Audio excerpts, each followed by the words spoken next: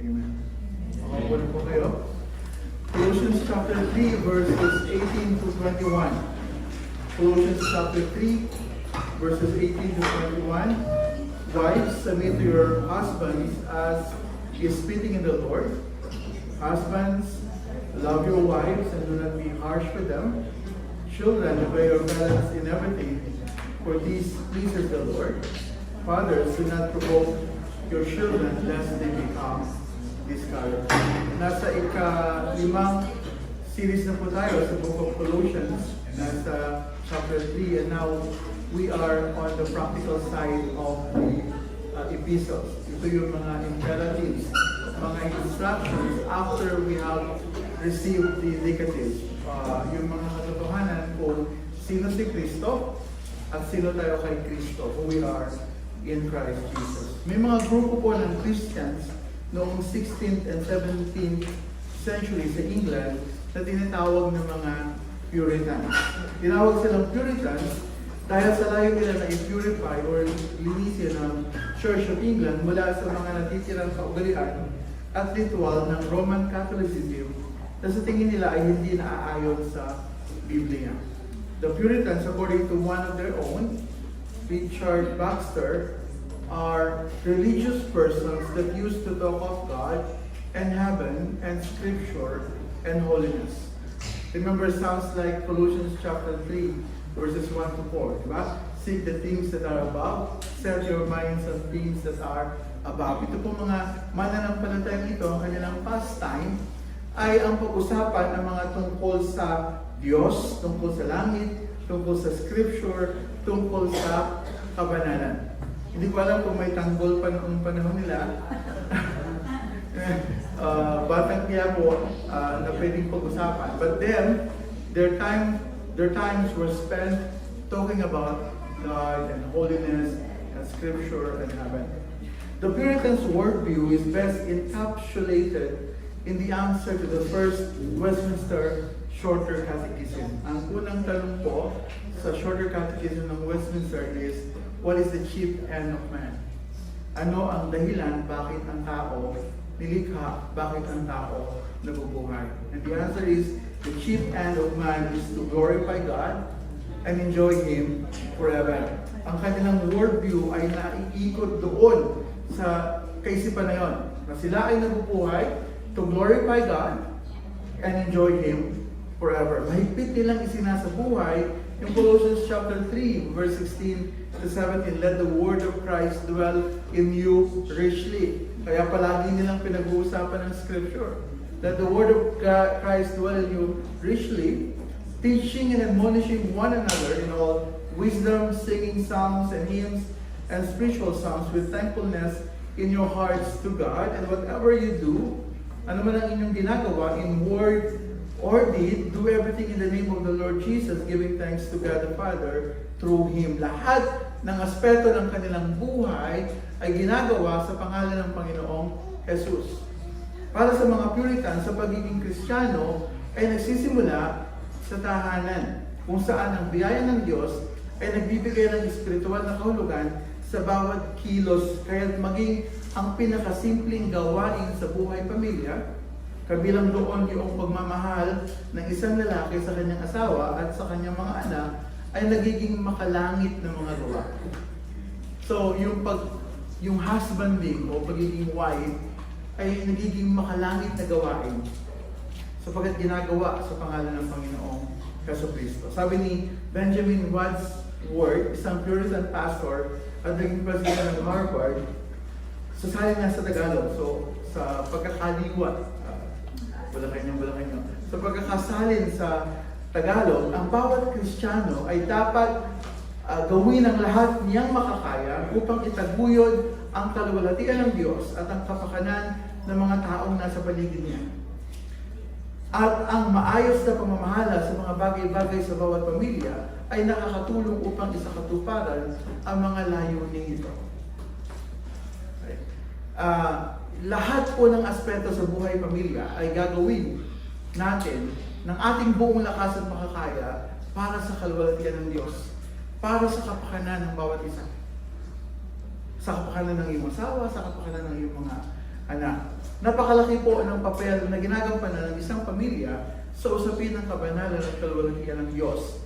Ang isa sa mga emphasis ng Puritans ay ang pag-aasawa o yung marriage. Ito po ay legalong kaloob ng Diyos sa isang Kristiyanong babae at lalaki na nag-uugnay sa kanilang dalawa para maging partners in grace o magkatawang sa paglilingkod sa Diyos. Okay? So, regalo yung pag-aasawa. Okay? So, ang mensahe sa hapon ito ay basically for family, for husbands, for wives, for children, for parents. Pero hindi nangangahulugan na wala ka pang asawa ay hindi ito para sa'yo. No, napakalaki ng gampanin mo din bilang isang single sa mga kapatid na may buhay o sa mga kapatid na may asawa. So, ibinigay ng Diyos ang marriage sa isang lalaki at isang babae at isa sa mga layunin po ng pag-aasawa ay edification. Husbands and wives were to encourage each other in spiritual things. Okay? So, inilagay ng Diyos ang iyong asawa bilang ka-partner in grace at mag-i-edify sa iyo, mag-i-encourage sa iyo. So, lahat po ng one another command in Colossians chapter 3 or even in the whole Bible ay ini-apply muna ng mag-asawa sa isa't isa. Remember yung forgiving one another, forgiving one another, teaching and admonishing one another. Lahat ng one another command, ini-apply mo na yan doon sa pinakamalapit sa'yo, and that is your spouse, yung asawa mo. At the same time, the Puritans viewed marriage as a romance. This was virtually an innovation, for the Renaissance ideal was courtly love in which romance transgressed the boundaries of marital fidelity. Kung naalala niyo yung preaching natin nung nakaraan about putting off or papatayin yung mga gawa ng laman, which includes sexual immorality, ang isa po sa mga layon ng pag-aasawa is romance. Yung relasyong sexual, nakaloob din ng Diyos para ma-avoid yung sexual sins. Okay? Hindi ito para bigyan lang ng sundin na kagustuhan ng laman. Rather, it is for a greater pursuit of holiness. But the Puritans combined love and matrimony to promote the biblical ideal of romantic marriage, a passionate partnership in which even the sexual act of love, or according to 1 Corinthians chapter 7, verse 3, due benevolence, ay magbibigay ng luwalhati sa Diyos. Ang sabi ng 1 Corinthians 7:3, let the husband render unto the wife due benevolence, and likewise also the wife unto the husband, or the marital obligation for sexual relationship. So that is also a means of glorifying God in the body. Pangatlo, para sa mga Puritans, sa pag-aasawa ay isang mataas, banal at mapalad na kalagayan sa buhay, isang sitwasyong ang Diyos mismo ang nagtakda at hindi ang tao, kung saan ang isang lalaki at babae ay pinag-isa, naging isang laman na may takot at pag-ibig sa Diyos. Ang lalaki at babae ay voluntaryong magmamahalan sa isa't isa at mananatili sa isa't isa. Okay, so, edification, romance, and then pangatlo, another purpose of marriage is procreation. Like marriage itself, children were gift from God. Ibinibigay sa mag-asawa sa kalooban ng Diyos ang pagkakaroon ng anak, procreation. And the Puritans believed that they were called to train their children in the love, knowledge, and service of God. So pag-aasawa at pagiging magulang at pagiging anak ay kabilang doon sa instructions ni Apostle Paul sa mga taga-Colossus as part of their new identity as chosen, holy, and beloved. Paul in our passage did not start another line of thinking. Our passage is part of Paul's descriptions of the new life we have in God. So as God's chosen people, holy and beloved, our new life in God should be evident in our relationship as well at home. So yung buhay Kristiyano, dapat evidenteng nakikita sa pamilya, sa buhay pag may asawa. So gaya ng mga pananaw ng Puritans, nakabase sa salita ng Diyos, ang ating pagiging Kristiyano ay dapat magsimula sa tahanan. So may 4 na instructions po na ibinigay si Apostle Paul dito. Una, para sa mga asawang babae. Mga asawang babae, ang sabi po, submit to your husbands as fitting in the Lord. Pangalawa, para sa mga asawang lalaki, love your wives and do not be harsh with them. Pangatlo, para sa mga anak, obey your parents in everything, for this pleases the Lord. And then pang-apat, para sa mga magulang, lalong-lalo na sa mga tatay, do not provoke your children lest they become discouraged. So yan po ang 4 na points that we will look into this afternoon. Our lives should be shaped and guided by the words of God. Ang lahat po ng ating iisipin, sasalitain at gagawin ay dapat naaayon sa salita ng Diyos. Pero paalala lang po, gamitin natin ang angkop ng mga talata ng Biblia na para sa atin. Maraming husband, or wife, or parents, or children, mali ang ginagamit na talata. Si wife, ang memorized na scripture ay love your husband, I love your wife, as Christ loved the church. Yun ang laging memorized si wife. Si husband naman, ang paboritong verse, wife, submit to your husband. Ginagawang bala yung scripture sa barel, di ba? Sabi ni wife, ikaw ang dapat magurong. Sabi dun sa lalaki, ikaw dapat ang maghugas ng pinggan. Bakit ako? Sabi ni lalaki. Sabi sa Bible yan. Lalaki dapat ang naghuhugas ng pinggan. Alam niyo ba na na-Bible yan? O di ba lang? Girls, meron akong Bible verse para sa inyo. Ang sabi sa 2 Kings chapter 21 verse 13. O sulat. 2 Kings 21 verse 13. And I will wipe Jerusalem as a man wipeth a dish, wiping it and turning it upside down. Kung paano ang lalaki ay naghuhugas ng pinggan.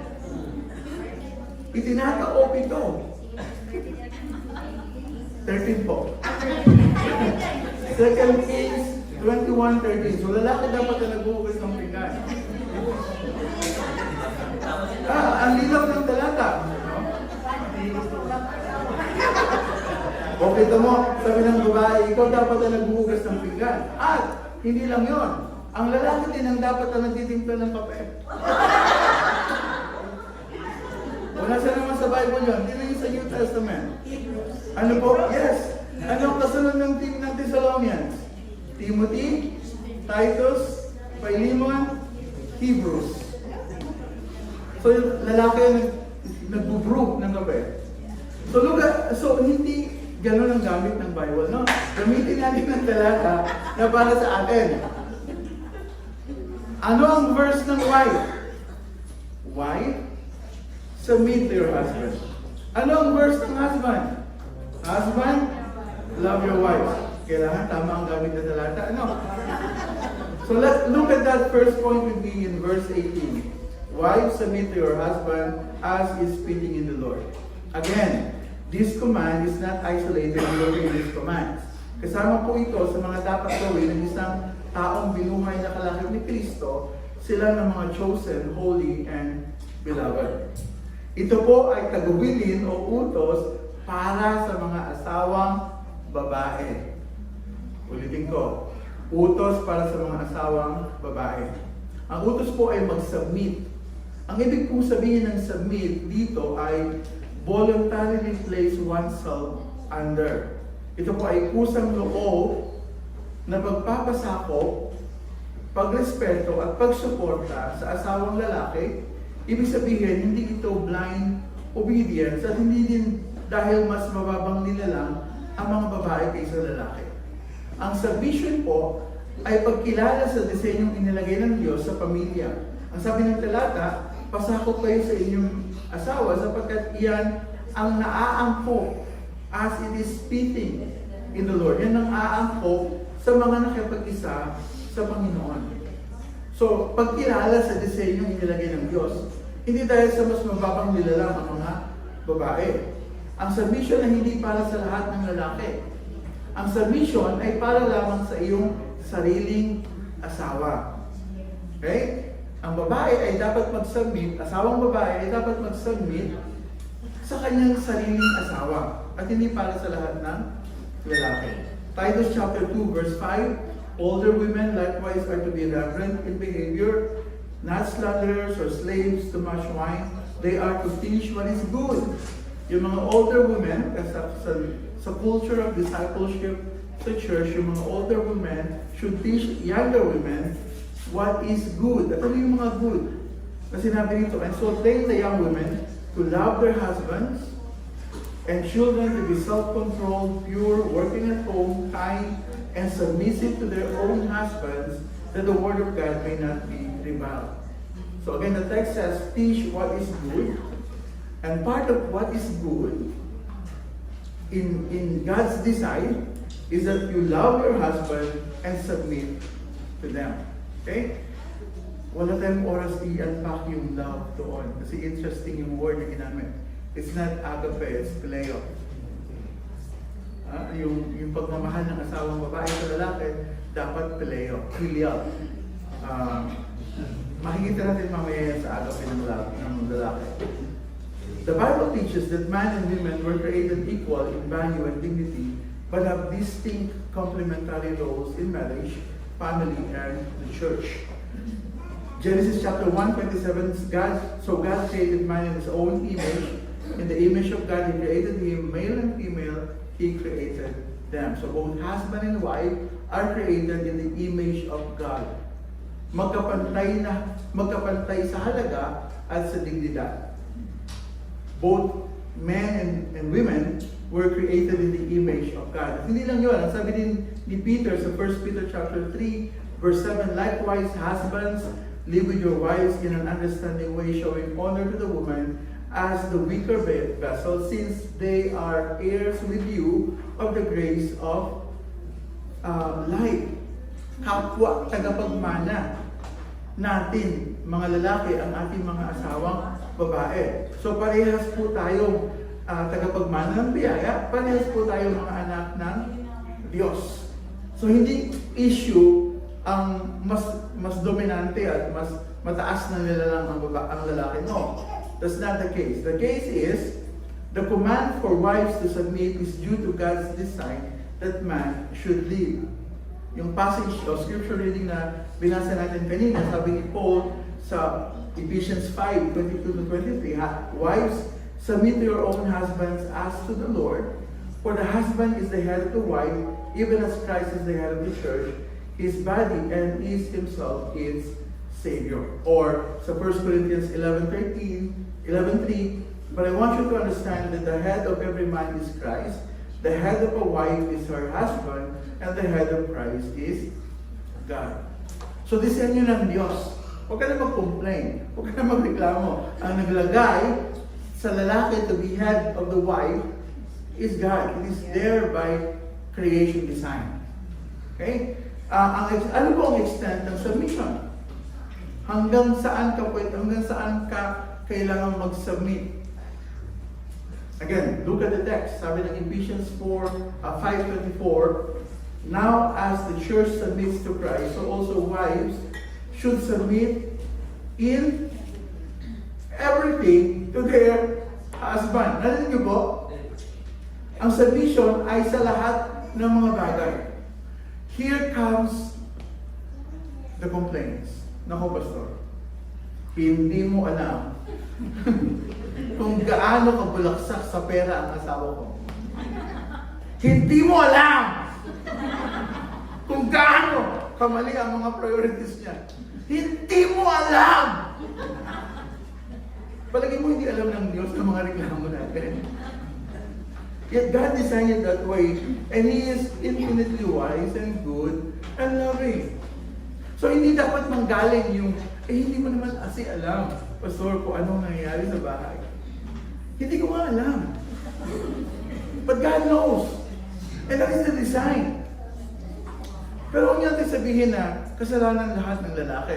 Ibinigay po ng Diyos ang asawang babae sa lalaki kasi kailangan ng asawang lalaki ang isang angkop na makakasama at makakatulong. Sabi ng Genesis chapter 2 verse 18, then the Lord God said, it is not good that the man should be alone. I will make him a helper fit for him. Hindi alam ng Diyos na hindi alam ng lalaki ang kaibahan ng walk at saka kawali. Hindi niya alam kung anong kaibahan ng sandok at ng siyensya. Alam yung flat saka yung sandok. Pag nagprito ng itlog yon or ng hotdog, kahit ano lang ang makuha, gagamit ng sandok sa itlog. Kasi hindi maalam. Kaya nga po inilagay ng Diyos ang babae, it is not good that the man should be alone. Mga lalaki, tanggapin natin yun. Na hindi mabuti na tayo ay mag-isa. Masusunog ang kanin. Matutuyuan ng apoy matutuyuan ng tubig yung takoret. I will make him a helper fit for him. So kung paano, merong angkop na katuwang na inilagay ang Diyos sa kanyang asawang babae. So kung sa mga decisions po na kailangan gawin, wives can give their advice or opinions as suitable helpmate. Uulitin ko po yan ha. Suitable helpmate. Hindi general. Sino na ang susunod sa bahay? My daughters know the dynamic. No? Alam nila, theoretically, sino ang boss? So sabi nila, the man is the head. Yung wife dalawang leeg. So, kung may mga kailangan decisions na gawin, the wife can give advice or opinion as suitable helpmate. But when there is conflict, the final decision should be from the husband. Kung may conflict, talagang hindi kayo magkasundo, sino dapat masunod?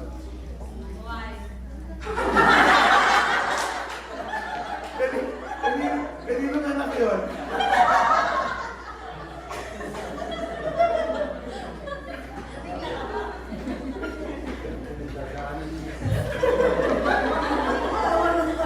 Mag-usap po tayo mamaya.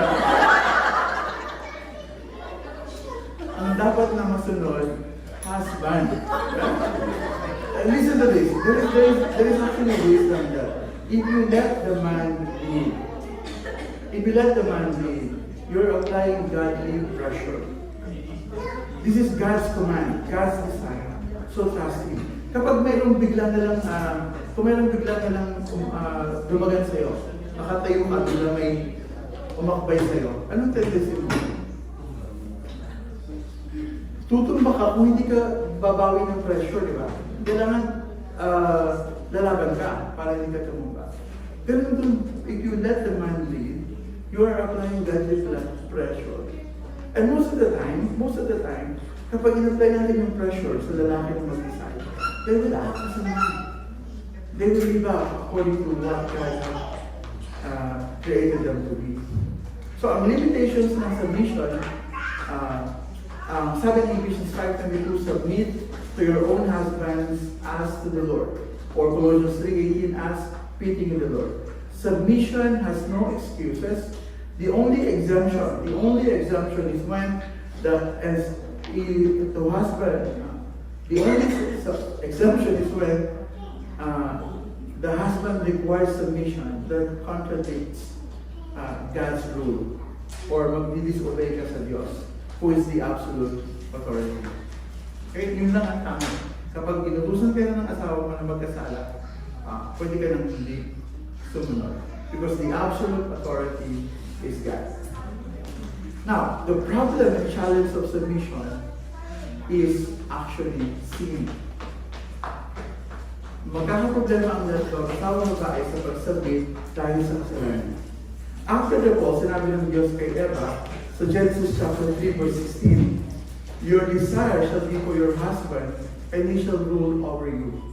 Ang desire po dito ay hindi tumutukoy sa pag-ibig o pagnanasa, kundi sa pagnanais na kontrolin o mangibabaw sa asawang lalaki. So ginamit po ang kaparehas na salita sa Genesis 4:7, and if you do not do well, sin is crouching at the door, his desire is for you, and you must rule over it. So, yung text po na Genesis 3:16, na your desire shall be for your husband, ang ibig sabihin, babae, sa sinful nature po natin, ay gusto natin talagang magdomina.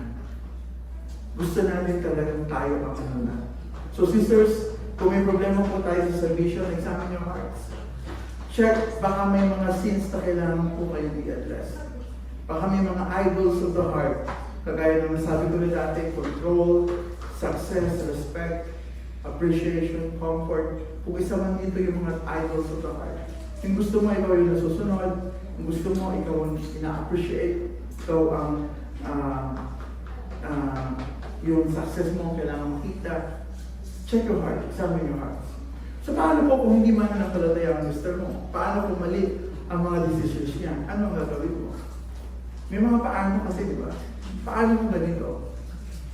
Sabi ni Paul again sa Titus chapter 2, train your younger women to be submissive to their husband, that the words of God may not be reviled.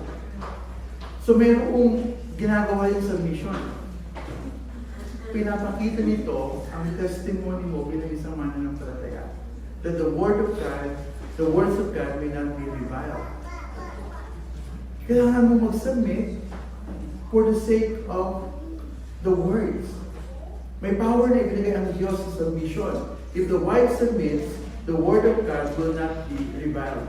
Yan din ang sinabi ni Peter sa 1 Peter chapter 3 verses 1 and 2. Likewise, wives, be subject to your own husbands, so that even if some do not obey the word, hindi mga mananampalataya, if some do not obey the word, they may be won without a word by the conduct of their wives when they see their respectful and pure conduct. So maaaring silang ma-influensyahan ng pananampalataya o maaaring nilang makita, meron ng asawa ko na wala ako. Anong buong meron siya na wala ako? Bakit sa kabila ng lahat ng mga ginagawa ko, she's still respectful and she's still pure in conduct and she still submits. The Bible teaches submission so that God's word will not be reviled at saka maaaring maging daan ito na pagkaligtas ng ating mga asawang lalaki.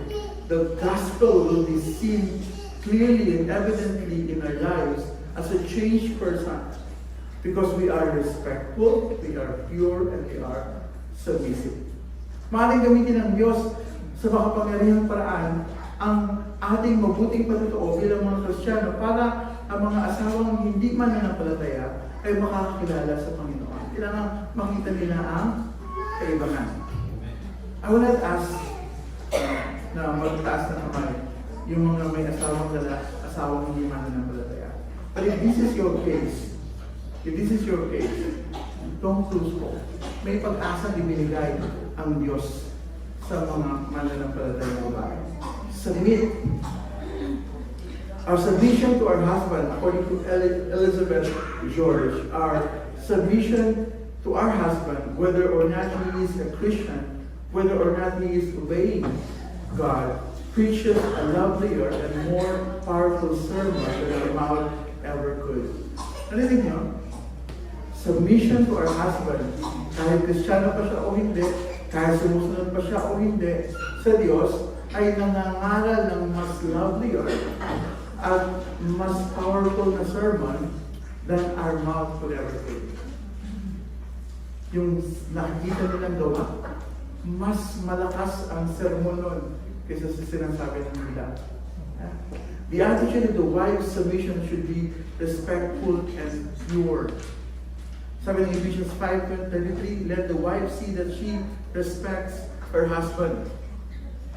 Respect means to be in awe of, to revere, or to treat as someone special.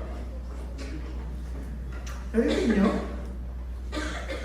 Paano daw yung respect? Ang sabi dito, to be in awe. Pinakamagandang lalaki. Pinakamabait. Pinakamasipag. Ano ba? Pinakagwapo. Oh! Pinakagwapo. To be in awe. To revere. To treat as someone special. Gusto mo ba ng kape? Ano gusto mong ulam? Masahe. My wife is reading this book with girls, wives sa church namin. Pangilang batch na ba? Pangalawa, 4 batches. So iba-ibang babae, asawa, they're reading this book. And my favorite chapter is chapter 2, the delight of loving my husband. Kapag nasa chapter 2 na sila, may assignment yan. Do something special to your husband. So most of the time, nakakarisip ako ng masahe after ng chapter 2. So, Christian wives, I am telling you this. See to it that you respect your husband. Alam niyo bakit ang utos sa lalaki to love their wives? Samantalang sa babae, dun sa Ephesians 5 passage, is to respect their husband. Kasi yun ang need ng lalaki. I hope I have time to elaborate that. So sana meron tayong isang bukod na session ng how to be a wife and an husband para mas ma-dig into this. Yung mga walang bata. Para rated 18. So, look for, do your wife respect your husband with your words, tone of voice, countenance, and body language. Madalas hindi lang naman nakakainis yung sinasabi. Madalas ang nakakainis yung tone ng parang sinabi. So, okay yung body language. Paupo pa lang sa lamesa kasi tamod ka na. Paano mo susubo yun? So, so look for the good qualities of your husband. Wives, ask your husband kung bigyan ka nila ng grade sa respect. Papasaan kaya? Wives, tanongin mo mamaya si husband. Kung bibigyan mo ko ng grade sa respect, how I respect you. Anong grade ko? 75. So, ang isa pang magandang tip sa scripture, yung beauty secret. Marami tayong ginagawa para gumanda, magpaganda. Ang sabi ng 1 Peter chapter 3, verse 3 to 5, do not let your adorning be external, the braiding of hair, and the putting on of gold jewelry, or the clothing you wear. But let your adorning be the hidden person of the heart, with the imperishable beauty of a gentle and quiet spirit, which in God's sight is very precious. For this is how the holy women who hope in God used to adorn themselves by submitting to their own husbands. Gusto mong gumanda? Gusto mo ng true beauty secret? Ito yung pampaganda. By submitting to their own husbands. So may mga submission moments po. Yung pakiramdam mo, papalpak siya. Naranasan niyo ba yun? Yung alam mo na yung decision niya mali. Alam mo papalpak. And then you have to submit. Ano gagawin mo? Submit in everything. Binigay mo na yung opinion mo, nagbigay ka ng advice, hindi niya sinunod. Ginawa pa rin yung decision. And the Bible says, you have to submit. Ano gagawin mo? Ang sabi ng scripture, trust in God. Trust in the Lord. Sabi ng text, for this is how the holy women who hope in God used to adorn themselves by submitting to their own husbands. Hope in God, trust in the Lord. Kapag na-realize niya na mali siya, sabi ko sa'yo eh. Huwag naman ganon.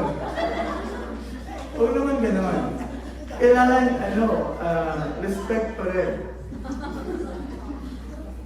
Kung ano yan, at least natuto tayo. O paano nang gagawin natin yun? At least natuto tayo. So kung gusto niyo po na mag-grow sa area na ito ng Christian femininity, here are a couple of books recommendation. Yung binigita ko kanina, Feminine Appeal by Caroline McCaney,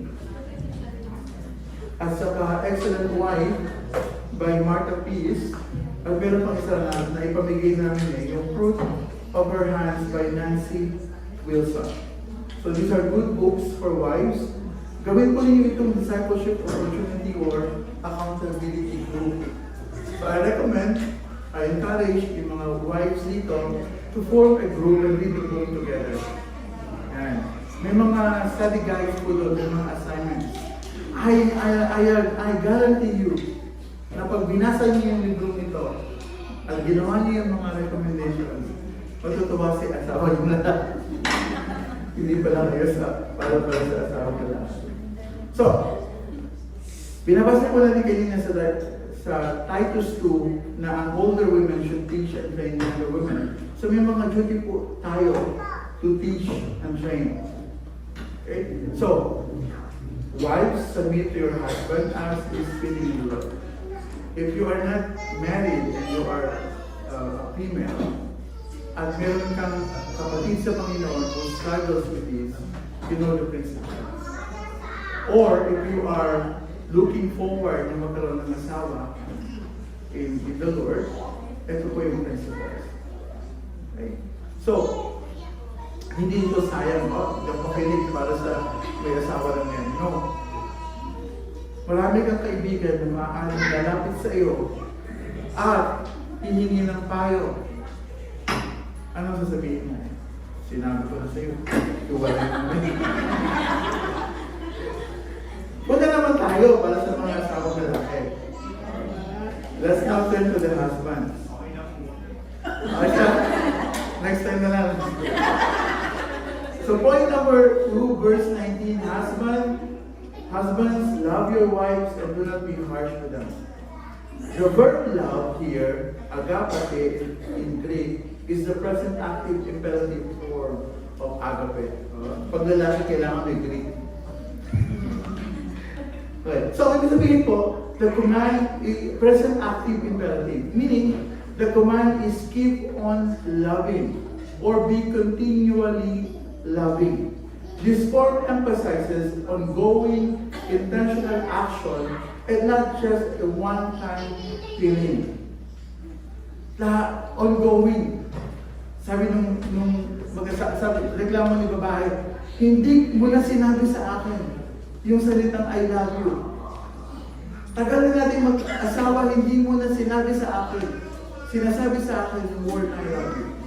Ang sagot na nilalaki, sinabi ko yun nung ikinasal tayo. At kung nagbago yung isip ko, sasabihin ko sa'yo.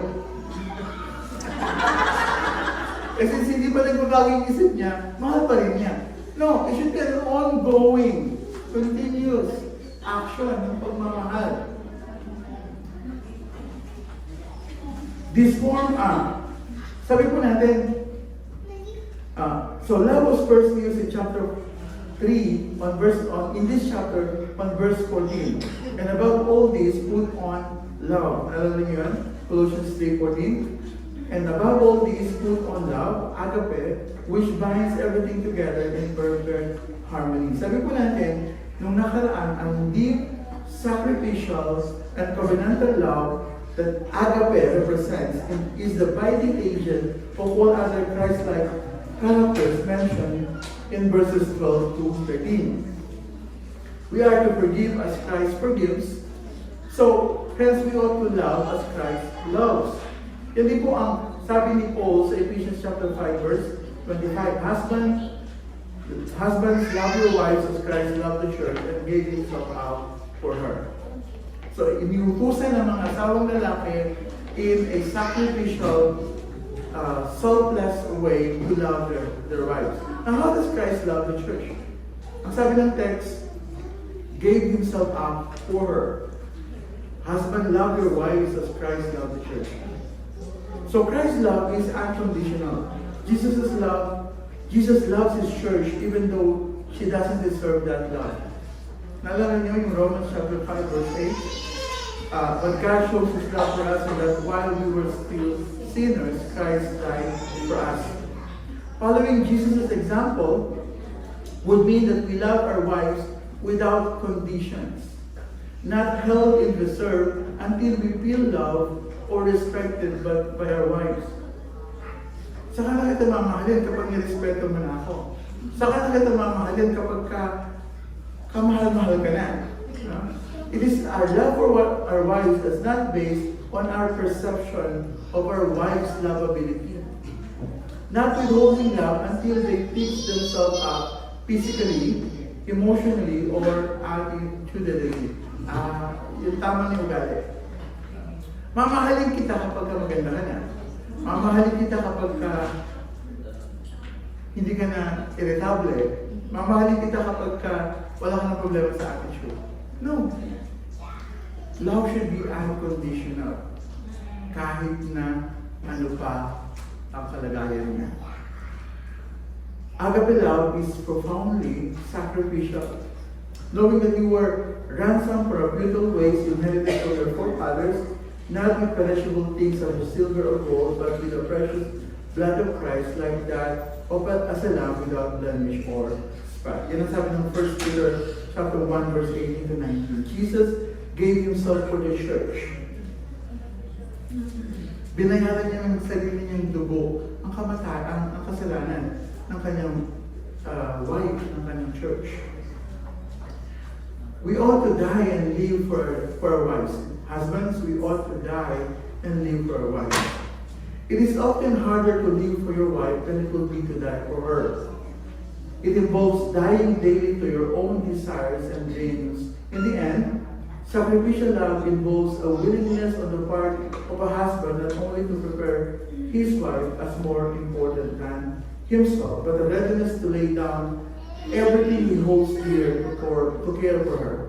It's a decision on the part of a husband that nothing will supersede his marriage covenant.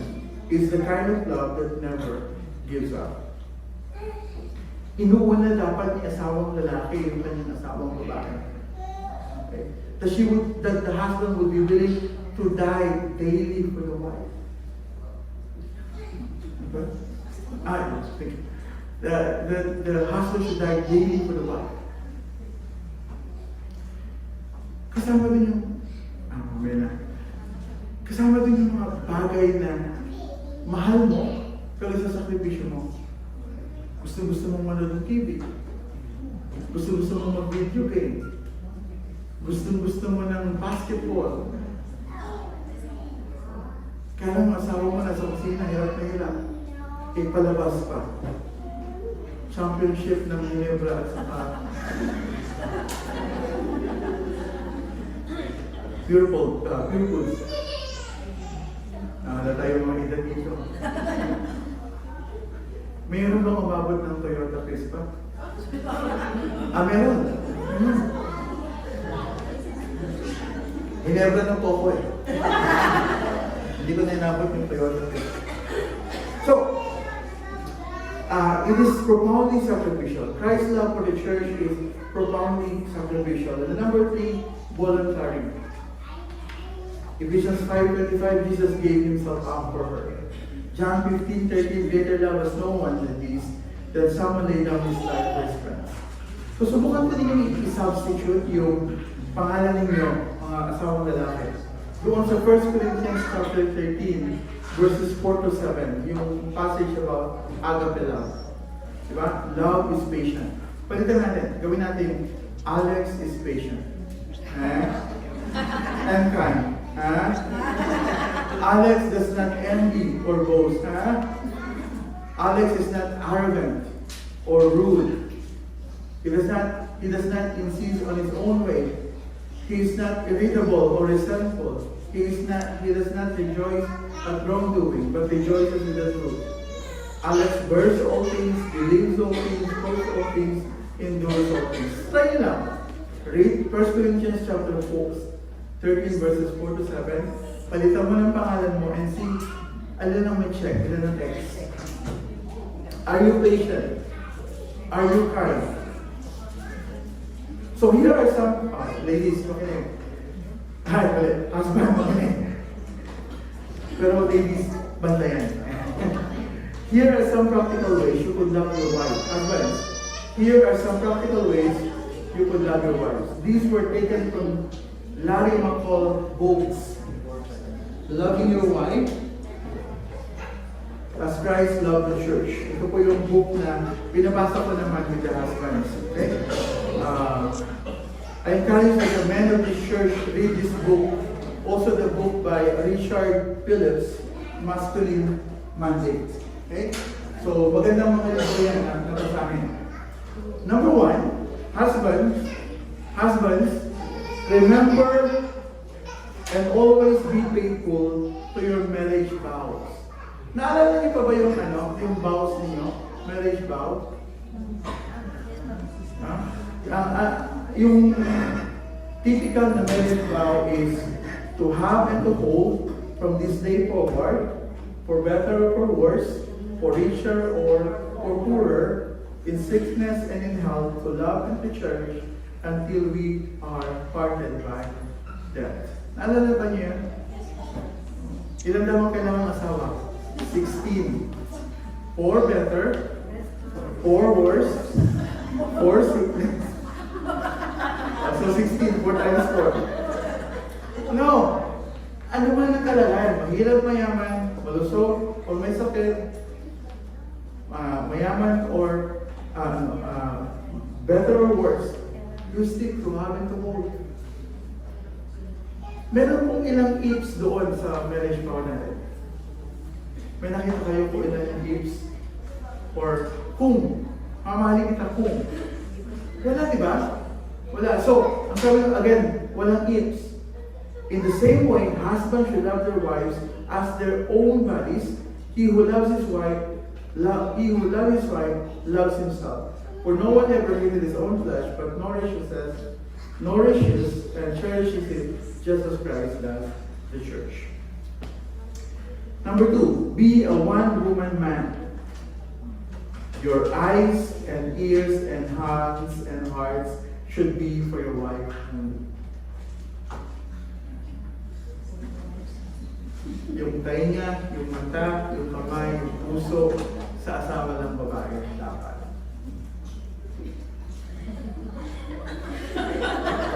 Okay.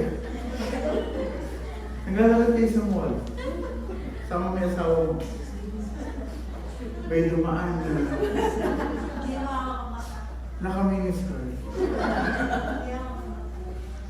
Tangad yung mata sa asawa mo.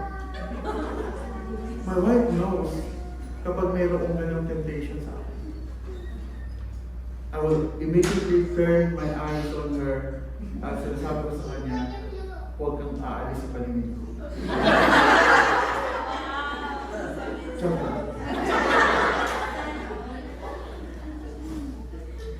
We're living in a fallen world.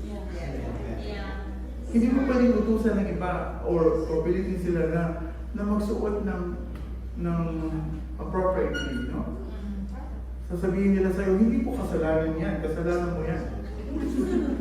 Kaya nga, your eyes should be sa asawa mo lang. Your ears. Ingat kasi sa pinapakinggan mo. Husband, if there is a married woman na magsisimulang magsabi sa iyo ng problema niya sa kanyang asawa, immediately run away. Takbuhan mo. I'm serious. No married woman should bring the problem ng asawa niya ng lalaki sa isang lalaki. Kung meron mong sa church na ito na gano'n, bring your wife with you.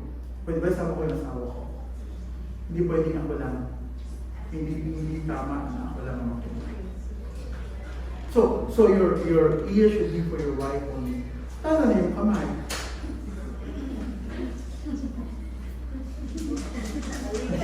Yayakapin ko ba o hindi? Hindi ba may mga beso-beso na moment, di ba? Ingat din. Okay, so be a one-woman man. Yung puso ng lalaki, dapat sa asawa. Lalaki, huwag kang magsasabi ng problema mo sa iyong asawang babae sa isang opposite sex.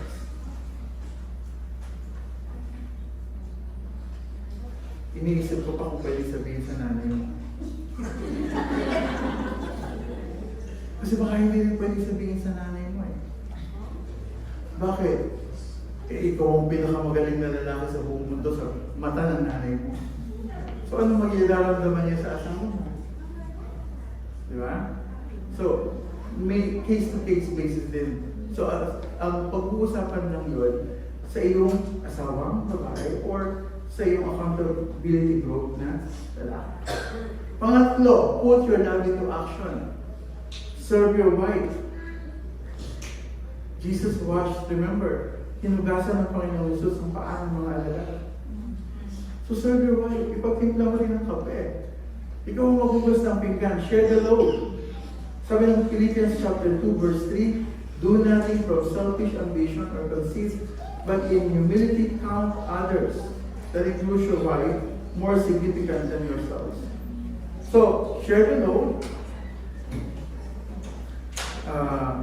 Let each of you look not only to his own interest, but also to the interest of others, or interest of your wife. Have this mind among yourselves, which is yours in Christ Jesus. Actively listen to your wife. Listening is an act of love. Makinig. Listening is an act of love. Makinig. Listening is an act of love. Sabi nila, safe na safe ka magkwento ng chismis sa asawa mo lalaki. Hindi naman sila nakikinig eh. So when you are listening, you are saying, I value you as my wife and I want to hear what you have to say. Huwag po yung maging husband na dinidescribe ng isang meme, safe ka chismisan ng asawang lalaki, hindi makalalabas kasi hindi naman sila nakikinig. Number 5, protect your wife. Protect her physically. Make your home safe. Siguraduhin mo nakalock ang pinto sa gabi. Siguraduhin mo maayos sa mga linya ng kuryente. Kamamaya, tagal-tagal lang nalireklamo ng asawa mo sa iyo yung kordon ng, ano tayo dito, yung nagpakainin. Tao?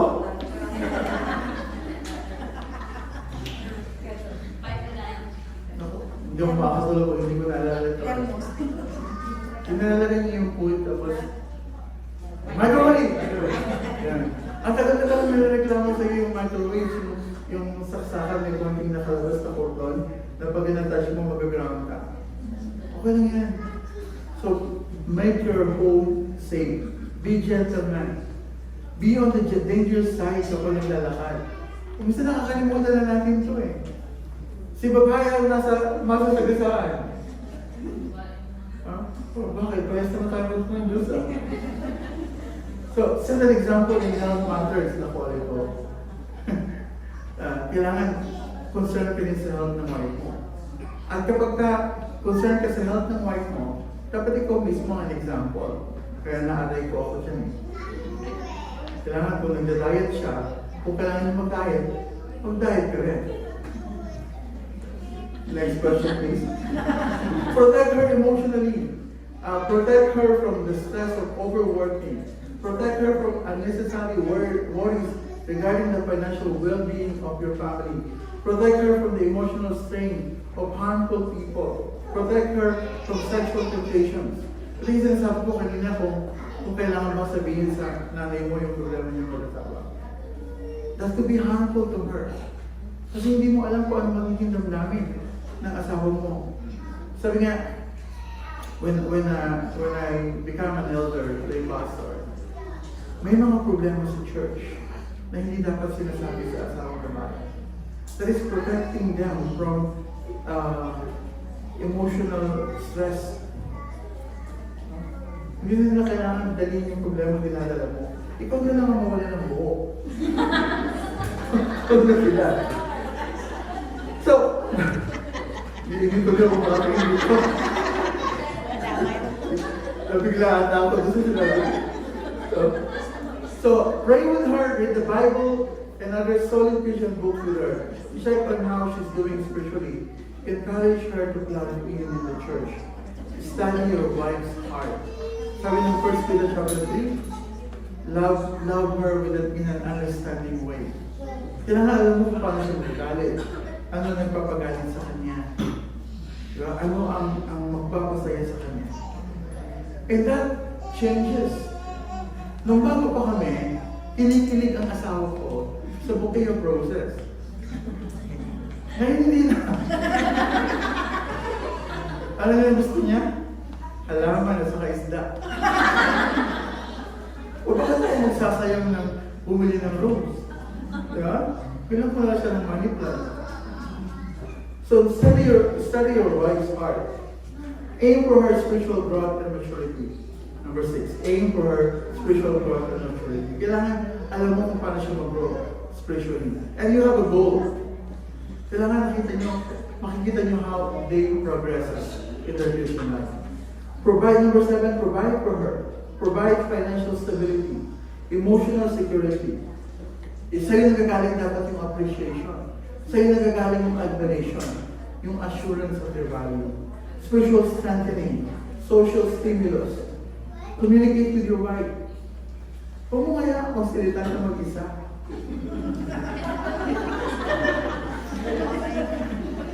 Hindi nakausap ko na yung aso. O kaya malaman. Tapos yung isda na ito mo karala ng aquarium. May kaya ba?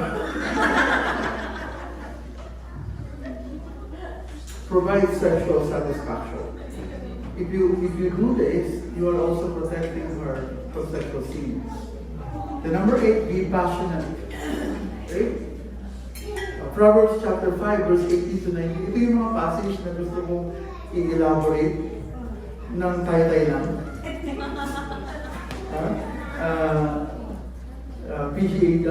R18. Sabi ng Proverbs 5, 18 to 19, let your fountain be blessed and rejoice in the wife of your youth, a lovely deer, a graceful dove. Let her breast fill you at all times with delight and be intoxicated always in her love. Narinig ninyo mga lalaki? Anong sabi ng scripture?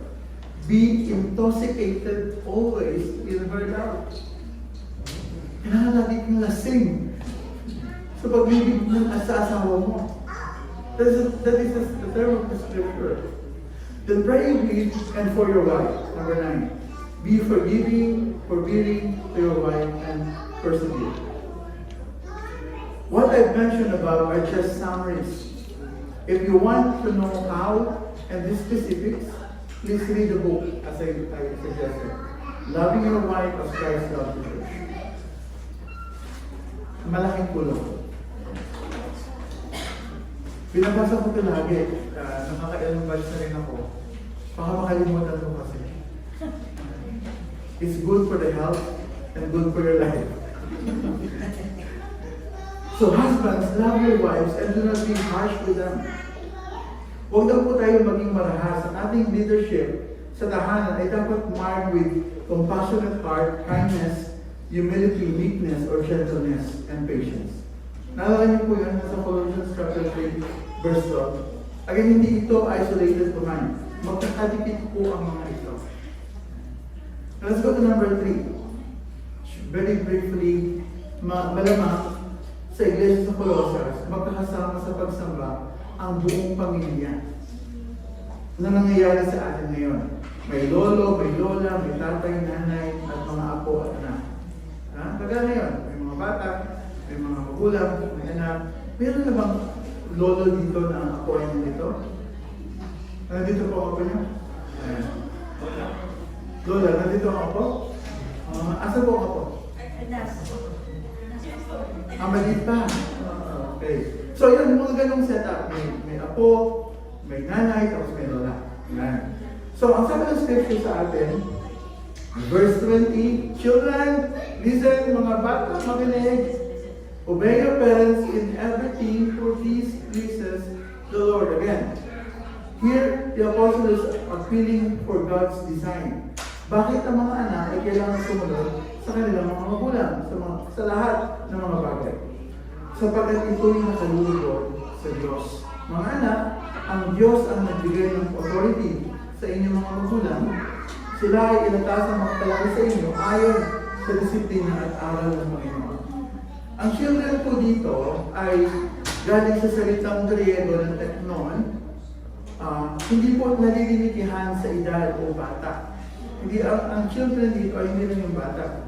I believe what Paul has in mind is that so long as the child is under the authority ng magulang, whether he or she is 5 years old or 25, kailangan nilang magpasakop. In a sense, natatapos lang ang authority ng magulang kung kayo'y mag-aasawa na. Okay? Mga anak, hanggat binata at dalaga, kahit anong edad, nasa ilalim pa rin ang authority ng magulang. Kailan natatapos yun? Therefore a man shall leave his father and his mother and will pass to his wife, and they shall become one flesh. Kapag nagbago ng authority, nawawala yun kapag ka napalitan ng authority. Okay? Kapag nag-asawa na. Pero ang pagkalinga sa mga magulang, mga anak, ang pagkalinga sa mga magulang ay hindi natatapos kahit may asawa ka na. Bakit? Ang sabi ng 1 Timothy chapter 5 verse 8, that if anyone does not provide for his relatives, and especially for members of his household, he has denied the faith and is worse than an unbeliever. Ang context nito ay yung mga pag-aalaga ng mga anak o mga kamag-anak sa kanilang mga widows. Again, gaya ng submission ng wife sa husband, ang submission ay everything. Ang limitation lang ay kung iniutos ng magulang, ay kasalanan sa Diyos o labag sa kalooban ng Diyos. But, so long as the parents is teaching you or telling you something na ayon sa kalooban ng Diyos, you must obey. Wala ako nakitang book para sa mga anak to obey their parents. I have to look for that. Pero there's another for meron. Okay? Fathers, do not provoke your children lest they become discouraged. Ito naman yung sa parenting. Parents or fathers in particular being designated by God to be head of the family has given authority in the home. Binigyan sila ng otoridad. Pero gaya ng sinabi na po natin, itong mga utos na ito ay pagpapatuloy ng mga naunang utos sa Colossians chapter 3 verses 1 to 20. Kaya itong God-given authority must reflect Christ-like characters. Ano yung mga Christ-like characters? Compassionate hearts, kindness, humility, meekness, patience, sa verse 12. Forbearing and forgiving sa verse 13. Love sa verse 14.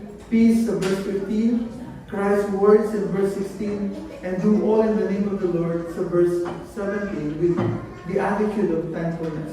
It is in this context that we ought to exercise our God-given authority. Kasama lahat yun sa parenting. The Puritan pastor Richard Baxter warned fathers not to rule with rigid civility, but with gentle discipline and loving instruction. He said, sabi ni Richard Baxter, if your children lie or steal or are stubborn or disobedient, correct them with gentleness and wisdom, and not with fury and cruelty. Let your reproofs and corrections be such as tend to convince them of sin and reclaim them, and not such as tend to provoke them to hatred or despair. The father as a shepherd, not as a taskmaster. Mga shepherds po ang mga tatay-tatay. Sabi ng 1 Colossians chapter 2, verse 8 to 12. So being affectionately desirous of you, we were ready to share with you not only the gospel of God, but also our own souls, because you have become very dear to us. For you remember, brothers, our labor and toil, We work night and day that we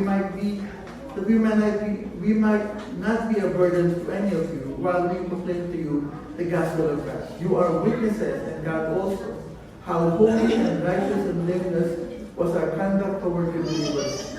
For you know how like a father with his children, we exhorted each one of you and encouraged you and charged you to walk in a manner worthy of God, who calls you into His own kingdom and glory. May pag-ibig, sinishare hindi lang yung gospel, kundi yung buhay mismo kung paano ang tatay ay nag-aalaga sa kanilang mga anak. So in what ways are we provoking our children? Number one, constant fault finding. Hinahanap mo lagi ng mali. Know the difference between sin and preference. Nagalit yung nanay, nagalit yung tatay, kasi yung anak nagwalis pa loob. Mula sa pinto, papasok. Nagalit, sabi, mali! Dapat magwalis ka, mula doon, palabas. Tama o mali yung galit? Kasalanan ba magwalis pa loob? Is it sin? No, it's a matter of preference. Pwede ba? Kasi preference mo na magwalis mula loob, palabas. Ang gusto ng anak mo, loob, ay labas pa loob. It's a preference, it's not sin. Maraming ganon. Nagagalit ang magulang because of preferences, not sin. We must be careful. Kasalanan ba? Nabaksak na yung palayok, yung pinakamahal-mahal mong base, flower base. Nabaksak na niya. Nagalit ka. Now, yung pagbaksak ba ay kasalanan? Or negligence lang? Or dahil bata? Diba? So, kapag yun yung maingat ka na magalit sa ganito mga bagay, magagalit tayo sa kasalanan, of course. Pero kung preferences, we must be very careful. Harsh rebukes or unpredictable anger. Nanonood ka ng paborito mong Secretary Kim. Maingay yung bata. Nastorbo ka. Nagalit ka.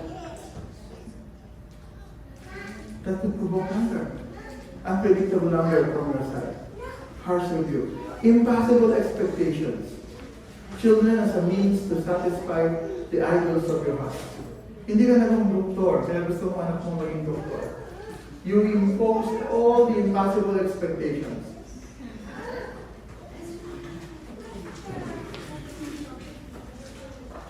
Alam mong sports ang hilig niya, hindi mag-dissect ng palaka. Provoking children to anger could lead them to resentment, rebellion, or distorted view of God as harsh and unloving. Remember, we represent God. Baka isipin nila dahil ikaw ay gayon, ganun din ang Diyos. Discipline should be redemptive. It was meant to train the heart, address the heart, and not just the behavior. Provoking children to anger would harden their hearts. The home should be a place of encouragement, prayer, and God's word. So in Deuteronomy chapter 6, fathers were urged to affirm their children, pray with them, and model godly living. We are to encourage our children. 1 Thessalonians chapter 5, verse 14, and we urge you, brothers, admonish the idle, encourage the faint-hearted, help the weak, be patient with them all. Kailangan mo ng wisdom to know the difference between those who are idle, those who are faint-hearted, and those who are weak. Weak pala, ina-admonish mo. Faint-hearted pala, ina-admonish mo. Sabi na yung knowledge. So, we have to know the difference. So, we ought to parent with wisdom, tenderness, and spiritual intentionality. John Clavel said, one of the Puritans, if you neglect to instruct children in the way of holiness, will the devil neglect to instruct in the way of wickedness?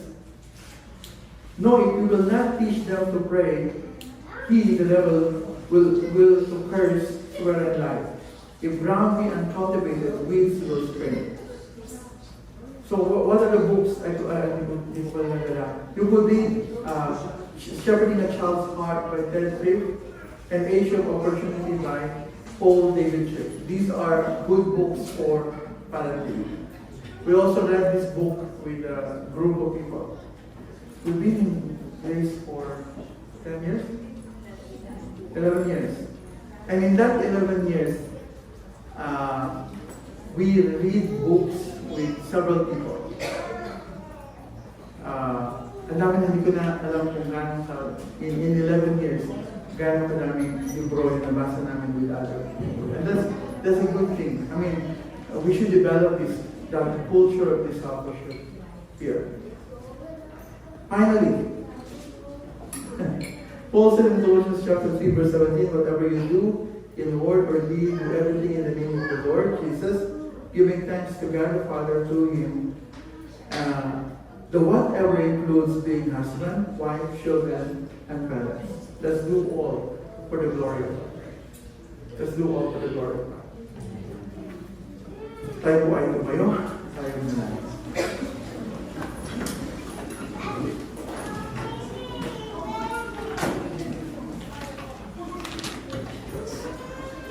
Aming Ama at Diyos na lumang kapangalihan sa lahat, kayo po ay nagsusumamo sa iyo na bigyan mo ng kakayahang salihin ang mga itinatapubilis sa amin ang iyong salita.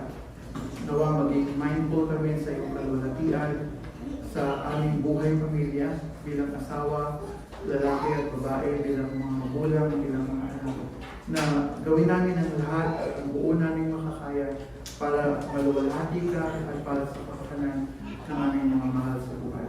Pagpalain po o Diyos ang iglesia ito, likaan mo ang bawat isa sa amin ng desire to grow more in grace and in the knowledge of you, that we would be filled with the knowledge of your will, that we would desire to honor you in all that we do.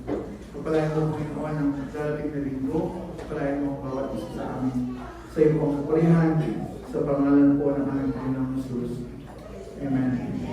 So may inyo namang lahat ang biyaya ng Panginoong Jesucristo, ang pag-ibig ng Diyos at ang pagkipag-isa ng banal na Espiritu. Amen.